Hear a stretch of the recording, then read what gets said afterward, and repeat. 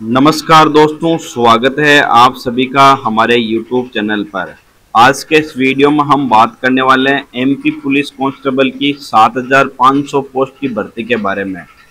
इसमें हम आपको बताएंगे फॉर्म कैसे भरें, कौन कौन सी योग्यता जरूरी है और क्या क्या दस्तावेज चाहिए होंगे। तो वीडियो को लास्ट तक जरूर देखें ताकि कोई भी जानकारी मिस न हो। और दोस्तों, अगर आप हमारे चैनल पर नए हैं तो चैनल को सब्सक्राइब करें और साथ ही बेल आइकन को दबा दें ताकि आपको हमारी हर लेटेस्ट अपडेट सबसे पहले मिले। तो चलिए दोस्तों, बिना देर किए शुरू करते हैं आज का वीडियो। तो मध्य प्रदेश कर्मचारी चयन बोर्ड की इस वेबसाइट पर आपको आ जाना है। इस वेबसाइट का लिंक हमारे वीडियो में दे रखा है, वहां से जाकर आप ओपन कर लेना है। आपको नीचे की साइड में जाना है और यहाँ पर लिखा है आवेदन प्रपत्र। आरंभ करने की तिथि 15 सितंबर 2025, अंतिम तिथि 29 सितंबर 2025 है। आपको पूरी पीडीएफ आपको पढ़नी है, कितने पद है, क्या योग्यता रहने वाली है। इस साइड में ऑप्शन आता है पीडीएफ का, पीडीएफ डाउनलोड ऑप्शन पर आपको क्लिक करना है। क्लिक करते हैं ये कर्मचारी चयन आयोग की ये पीडीएफ ओपन हो जाएगी। ऑनलाइन आवेदन की तारीख यहाँ पर लिखी हुई है, लास्ट तारीख भी दे रखी है। आवेदन में आपने कुछ मिस्टेक कर दी है तो आप संशोधन 10/4/2025 तक आप अपने आवेदन में कुछ बदलाव भी कर सकते हैं। परीक्षा की दिनांक आपने फॉर्म भर रखा है तो परीक्षा की दिनांक 30/10/2025, 30 अक्टूबर 2025 को ये परीक्षा आपकी आरंभ हो जाएगी। क्या इसकी फीस रहने वाली है 500 रुपये। अगर आप अनारक्षित अभ्यर्थी के लिए है, आप कोई आरक्षित नहीं है, राजस्थान के हैं और मध्य प्रदेश में आप फॉर्म भर रहे हैं तो आपकी फीस 500 रुपये है। और मध्य प्रदेश के निवासी है, अनुसूचित जनजाति से और पिछड़ा वर्ग ईडब्ल्यूएस से आते हैं तो आपकी फीस 250 रुपये है। तो यहाँ से आपको ये कैटेगरी देखनी है। और भी आपको पीडीएफ एज वगैरह आपको पढ़नी है तो पूरी पीडीएफ को आपको देख लेना है। इस पीडीएफ के अंदर पूरा सिलेबस से लेकर आपका एज का क्राइटेरिया के हिसाब से पूरी डिटेल बता रखी है। अगर आप 10वीं पास हैं तो इस वैकेंसी का फॉर्म भर सकते हैं। और एज का क्राइटेरिया दे रखा है 29/9/2025 से आपके 18 साल की एज है तो इस वैकेंसी का फॉर्म भर सकते हैं। एज का क्राइटेरिया आपको पढ़ना है तो इसमें पूरी निर्देश यहाँ पर शो हो रखी है। और इसी के नीचे सिलेबस भी दे रखा है। 2 घंटे का पेपर होगा, 100 पर्सन आएंगे, क्या क्या पर्सन आएंगे वो भी यहाँ पर लिखा हुआ आ रहा है। अब आपको फॉर्म भरना तो उसी वेबसाइट पर वापस आपको चले जाना है और इसमें पीडीएफ डाउनलोड की है आपने, उसके आगे एक ऑप्शन आएगा आवेदन करें, इस ऑप्शन पर आपको क्लिक करना है।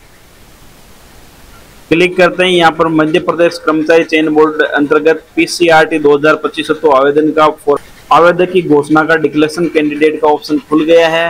और यहाँ पर मैं ये घोषणा करता हूँ, इस ऑप्शन पर आपको क्लिक करना है डिक्लेरेशन पर और नेक्स्ट आगे बढ़े ऑप्शन पर टिक लगाना है। और जैसे आगे बढ़े तो आपने पहले से कोई रजिस्ट्रेशन कर रखा है तो यहाँ पर रजिस्ट्रेशन क्रमांक, जन्म तिथि, कैप्चा लिखकर आपको सत्यापित कर आगे बढ़े हैं। अगर आपने पहले से रजिस्ट्रेशन नहीं करा रखा है तो आपको प्रोफाइल रजिस्ट्रेशन ऑप्शन पर यहाँ पर क्लिक करना है। क्लिक करते हैं यहाँ पर प्रोफाइल पंजीकरण के अंदर क्या आपके पास पूर्व में पंजीकृत प्रोफाइल आईडी है तो यहाँ पर क्लिक करना है, नहीं है तो आपको नई ऑप्शन पर क्लिक करना है। यहाँ पर आपको प्रोफाइल पंजीकरण में आपके मोबाइल नंबर लिखना है, जो आप फॉर्म भर रहे हैं तो वो मोबाइल नंबर यहाँ पर टाइप करने हैं आपके। और यहाँ पर आपको ईमेल टाइप करनी है और ये कैप्चा, इन दोनों को प्लस करके यहाँ पर आपको आंसर देना है। ओटीपी प्राप्त ऑप्शन पे क्लिक करना है और जैसे आपने ओटीपी प्राप्त करे ऑप्शन पे क्लिक कर दिया तो यहाँ पर प्राप्त और प्रोफाइल ओटीपी प्रविष्ट करेगा ऑप्शन खुलेगा। यहाँ पर आपको ओटीपी टाइप करना है, ओटीपी सत्यापित करें, इस ऑप्शन पर आपको टिक लगा देना है। ओटीपी जैसे सत्यापित कर दिया तो आपको नीचे की साइड में आएगा पंजीकरण करें, इस ऑप्शन पर आपको क्लिक करना है। जैसे आपने पंजीकरण कर दिया है तो आपके मोबाइल में एक टेक्स्ट मैसेज आएगा जिसमें पंजीकरण क्रमांक लिखा आएगा और साथ में पासवर्ड का भी मैसेज आएगा। तो वो पंजीकरण क्रमांक ऊपर लिखना है, नीचे की साइड में पासवर्ड लिखना है, वही ये कैप्चा लिखकर आपको लॉगिन बटन पर क्लिक करना है। जैसे आपने क्लिक किया तो अगला ऑप्शन आता है प्रोफाइल पंजीकरण ई केवाईसी सत्यापित करें। तो यहाँ पर आपको आधार की ई केवाईसी करनी है। क्या आपके पास आधार क्रमांक है तो हाँ ऑप्शन पे क्लिक करना है। अगर आपको नहीं है तो आपको आधार कार्ड नया बनाकर और यहाँ से आपको ई केवाईसी करनी है और आगे जाना है। आपको विकल्प चुनना है ई केवाईसी का। अगर आपके पास बायोमेट्रिक मशीन है तो आप अंगूठे से बायोमेट्रिक सत्यापित भी कर सकते हैं। अगर आपके आधार कार्ड में मोबाइल नंबर लिंक है तो ई केवाईसी ओटीपी सत्यापन ऑप्शन पर आपको क्लिक करना है। जिसके मोबाइल नंबर अपडेट नहीं है तो आप आधार कार्ड में मोबाइल नंबर अपडेट करवा लें, तो इस ऑप्शन पर क्लिक करना है और आगे बढ़े ऑप्शन पर आपको क्लिक करना है। आगे का ऑप्शन आता है आधार क्रमांक, यहाँ पर आपको आधार कार्ड के नंबर टाइप करना है और डिक्लेरेशन ऑप्शन पे क्लिक करके ये कैप्चा लिखकर generate e KYC OTP option पे क्लिक करना है। आधार कार्ड के अंदर जो आपके मोबाइल नंबर दे रखे हैं उसके ऊपर ओटीपी आएंगे, ओटीपी यहाँ पर आपको टाइप करना है। और जैसे आप जनरेट ओटीपी आपने कर दिए है तो आपके पास मोबाइल के अंदर ओटीपी आएंगे, वो आधार ओटीपी यहाँ पर टाइप करना है।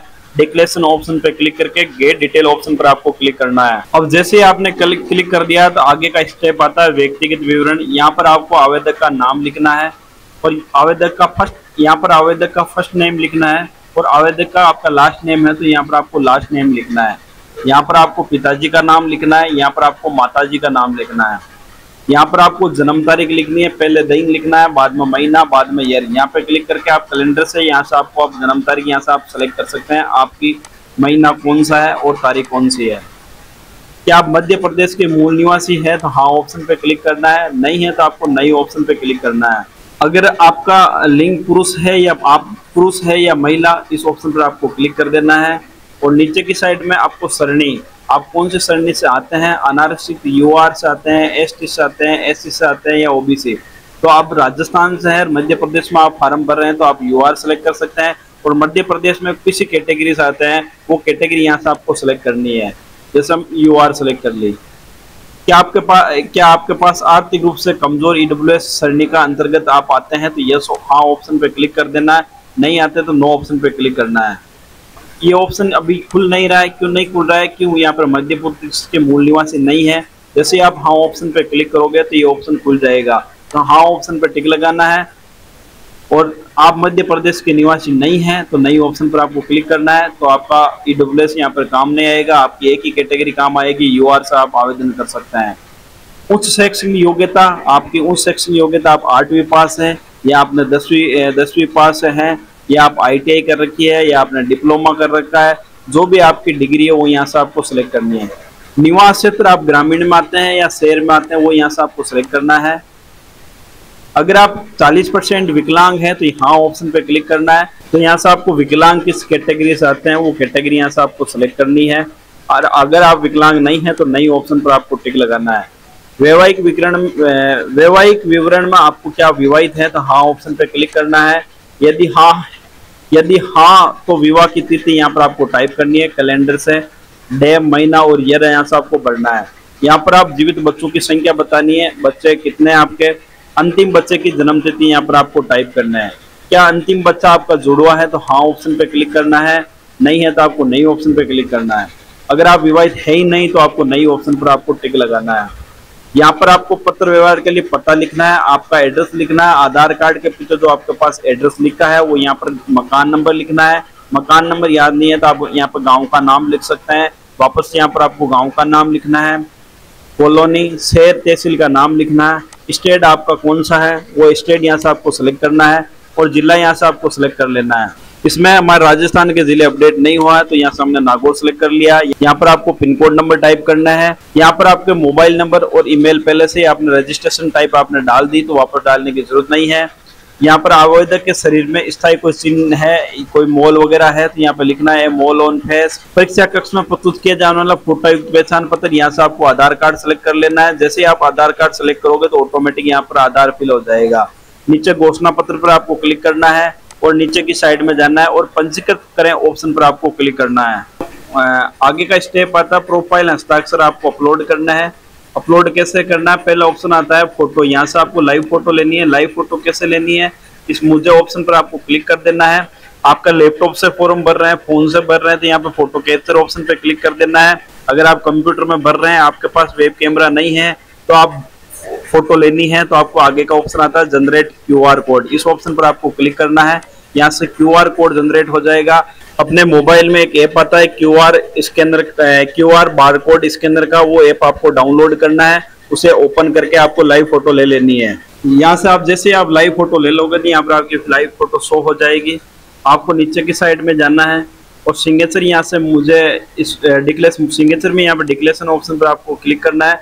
आप कैसे सिग्नेचर होना चाहिए वो सिग्नेचर यहाँ पर अपलोड करना है। हैंड राइट नोट आपको कॉपी के पेज पर ये लिख देना है। ये घोषणा पत्र लिखकर आपको मोबाइल से अपलोड करना है। ब्राउज ऑप्शन पे क्लिक करके आपको अपलोड कर लेना है। अब जैसे ही आपने डॉक्यूमेंट, लाइव फोटो, सिग्नेचर और हैंड राइट नोट आपने अपलोड कर लिया है तो आपको नीचे की साइड में कृपया सभी दस्तावेज यहाँ पर संलग्न करें। यहाँ पर आपके जो डॉक्यूमेंट अपलोड करना है, यहाँ पर ऑप्शन आता है अपलोड का, वही डॉक्यूमेंट अपलोड करना है। जैसे यहाँ पर सिर्फ जन्म तिथि प्रमाण पत्र का ही ऑप्शन आ रहा है, जन्म तिथि प्रमाण पत्र अपलोड करना है। बाकी यहाँ पर कास्ट है तो आपको कास्ट का अपलोड करना है, दिव्यांग है तो दिव्यांग का भी डॉक्यूमेंट अपलोड करके सबमिट डिटेल ऑप्शन पर आपको क्लिक करना है। जैसे आपने सबमिट कर दिया तो आवेदक की जानकारी यहाँ से आपको ऑप्शन आवेदक की जानकारी यहाँ पर शो हो जाएगी, आसानी से आपको चेक कर लेना है। अब जैसे आपने प्रोफाइल रजिस्ट्रेशन कर लिया है तो अब आपको वापस इसी वेबसाइट पर आपको आ जाना है और नीचे की साइड में उपलब्ध सेवाओं के आगे आवेदन करें इस ऑप्शन पर आपको क्लिक करना है।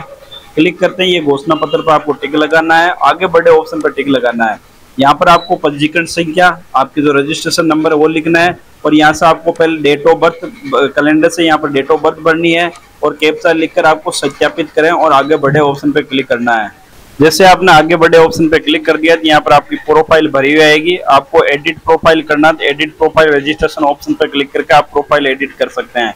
आपको नीचे की साइड में आगे बढ़े ऑप्शन पर आपको क्लिक करना है और नीचे की साइड में आपको जाना है और यहाँ पर 30 नंबर ऑप्शन पर आपको आ जाना है। यहाँ से आप भूतपूर्व सैनिक हैं या स्वयं सेवा नगर सैनिक है तो इस ऑप्शन पर आपको टिक लगाना है, नहीं है तो आप बिना वर्ग ऑप्शन को आपको यहाँ से सेलेक्ट करना है। तो ये मध्य प्रदेश के स्थायी निवासियों के लिए आयु सीमा छूट संबंधी जानकारी है। यदि आप भूतपूर्व सैनिक हैं तो की गई सेवा की अवधि माह में आपको यहाँ पर टाइप करना है। यदि आप मध्य प्रदेश के मूल निवासी है तो आपका गृह जिला कौन सा, यहाँ से आपको गृह जिला सेलेक्ट करना है। क्या आप शासकीय निगम मंडल स्वशासी संस्था के कर्मचारी है तो हाँ ऑप्शन पर क्लिक करना है। क्या आपको विक्रम पुरस्कार के लिए सम्मानित खिलाड़ी है तो हाँ ऑप्शन पर टिक लगाना है, नहीं है तो आपको नहीं ऑप्शन पर टिक लगाना है। क्या आप मध्य प्रदेश के अधीन छठीन शुदा कर्मचारी है तो हाँ ऑप्शन पर क्लिक करना है, नहीं है तो नहीं ऑप्शन पर क्लिक करना है। यदि हाँ तो की गई संविधि की अवधि में यहाँ पर आपको महीना लिखना, आपने कितने महीने तक आपने सेवा की थी। क्या आप विधवा परित्याग तलाकशुदा है तो हाँ ऑप्शन पे क्लिक करना है, नहीं है तो आपको नहीं ऑप्शन पे क्लिक करना है।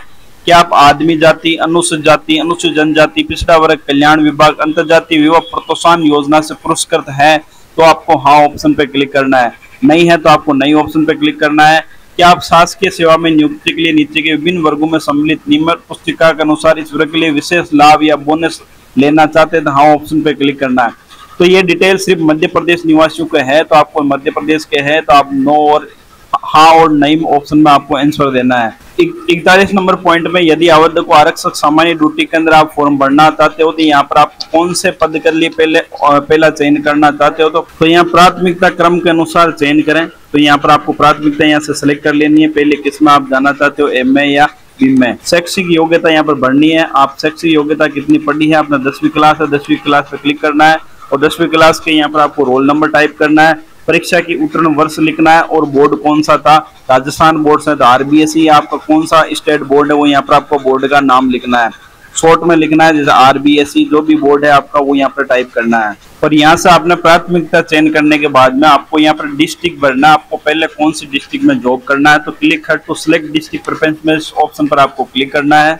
और जैसे आपने जिले पर क्लिक कर दिया तो यहाँ पर नियुक्ति तो जिले की प्राथमिकता चयन करें तो आपको कौन से जिले में आप पहले जॉब करना चाहते हैं। जैसे आप ग्वालियर में जॉब करना चाहते हैं यहाँ पर टिक लगाना है तो यहाँ पर इस साइड में आपका ग्वालियर आ जाएगा। तो यहाँ से आपको पूरे जिले यहाँ से सेलेक्ट कर लेना है और ये जिले मान लो आपने गलती से ऊपर नीचे कर लिया तो अप और डाउन कर सकते हैं और नीचे की साइड में आपको जाना है।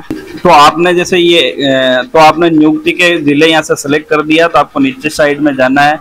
आवेदक ये सुनिश्चित कर लेवे कि नियम पुस्तिका 1 से 12 के अनुसार दी गई न्यूनतम शारीरिक अर्हता रखते हैं तो हाँ ऑप्शन पर टिक लगाना है। क्या आपको आवेदक पद समूह के लिए न्यूनतम शैक्षिक अर्हता रखते हैं तो आपको हाँ ऑप्शन पर टिक लगाना है। और एससी कैंडिडेट से आप अनुसूचित जाति से आते हैं और 10वीं बोर्ड से उच्च शिक्षा उत्तीर्ण कर रखी है तो आपको हाँ या नहीं ऑप्शन पर देना है। ये एसटी के लिए ही ऑप्शन दिया हुआ है। आवेदक का आधार कार्ड क्रमांक यहाँ पर आवेदक के नंबर यहाँ पर आपके शो हो रखे हैं। परीक्षा शेर यहाँ से आपको चुनना है, कौन से जिले के अंदर आपको एग्जाम देना है तो यहाँ पर सारे जिले का ऑप्शन आ रहा है। जैसे कौन सा एग्जाम, जैसे इंदौर में देना है, दूसरा यहाँ से आपको सेलेक्ट कर सकते उज्जैन में देना है। तो एग्जाम सेंटर यहाँ से आपको मैक्सिमम 4 एग्जाम सेंटर यहाँ से आपको सेलेक्ट करना है। और घोषणा पत्र पर आपको क्लिक करें, आगे बढ़े ऑप्शन पर आपको टिक लगा देना है। यहाँ पर आपको शैक्षिक योग्यता दस्तावेज 10वीं की मार्कशीट यहाँ पर अपलोड करनी है। मार्कशीट का फॉर्मेट जेपीजी फॉर्मेट में होना चाहिए। मैक्सिमम 150 KB की साइज आपको रखनी है। चूज करके अपलोड एजुकेशन सर्टिफिकेट पे क्लिक करके आपको सबमिट डिटेल ऑप्शन पर आपको क्लिक करना है। अब आपने ये फॉर्म आपने सबमिट जैसे ही आपने सबमिट किया तो आपका फॉर्म का प्रीव्यू यहाँ पर ओपन हो जाएगा। नीचे से एकदम आपको डिटेल वगैरह यहाँ से आपको चेक कर लेनी है, प्रिंट निकालना, प्रिंट ऑप्शन पे क्लिक कर देना और प्रोसेस पेमेंट लास्ट आपका स्टेप आता है प्रोसेस पेमेंट का, तो यहाँ से आपको पेमेंट कर लेना है। तो दोस्तों आज की इस वीडियो में हमने बताया मध्य प्रदेश पुलिस कांस्टेबल का फॉर्म कैसे भरें। वीडियो पसंद आया तो लाइक करें, शेयर करें और भी आपके प्रॉब्लम रहती है तो कमेंट सेक्शन में जरूर पूछें। मिलते हैं अगले वीडियो में, तब तक के लिए धन्यवाद। जय हिंद।